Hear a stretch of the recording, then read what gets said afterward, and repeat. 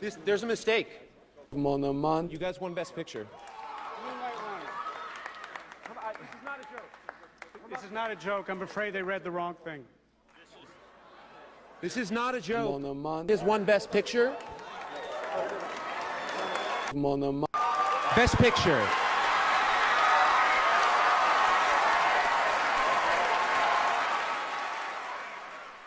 This is the story of Mon amant, le chasseur d'escalette.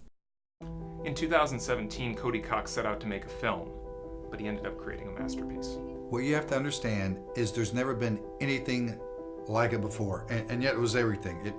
It made Citizen Kane look like the drivel from pubescent teen. It was the ultimate Kunstroman. I would say that Mon Amant, le chasseur d'escalette is basically Dr. Seuss through the eyes of James Joyce. You know, who does Horton hear? What portrait of the artist is this? It's an avant-garde, experimental performance piece that just truly defies categorization. Yeah, I helped write the film. Yeah, you know, it's interesting. In the original script, it didn't even feature the character of White O.J. Simpson. He wasn't added until probably the third or fourth draft. The title? Mon amant le chasseur d'escalette. Oh, what it translates to is my lover, the skeleton hunter.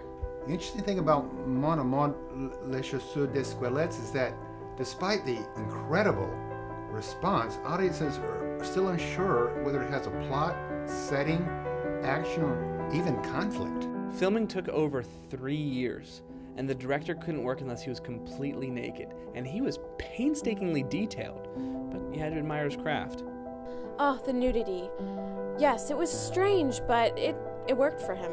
Being on set was nothing short of a living nightmare. I'm sick of this, take after take of your crap. I'm tired of working with you. Do it again. I mean, the level of perfection he wanted in every little detail was honestly absurd.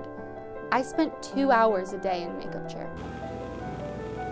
Ultimately, there were 56 cuts of the film, one of which that lasted 4 hours. It is true Martin Shkreli offered us $6 million for the piece.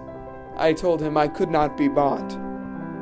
In hindsight, I should have taken the money, though.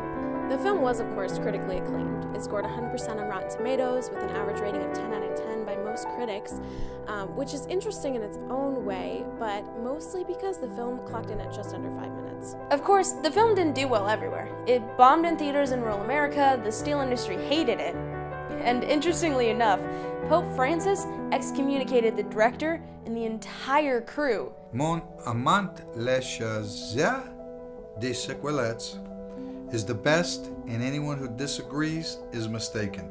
It's the story of all of us, it's everything. What Cody did in this 4-minute and 30-second video, it essentially undid everything that mankind understood about pop culture. It's a cinematic manifestation of the modernist Russian novel in the early 20th century.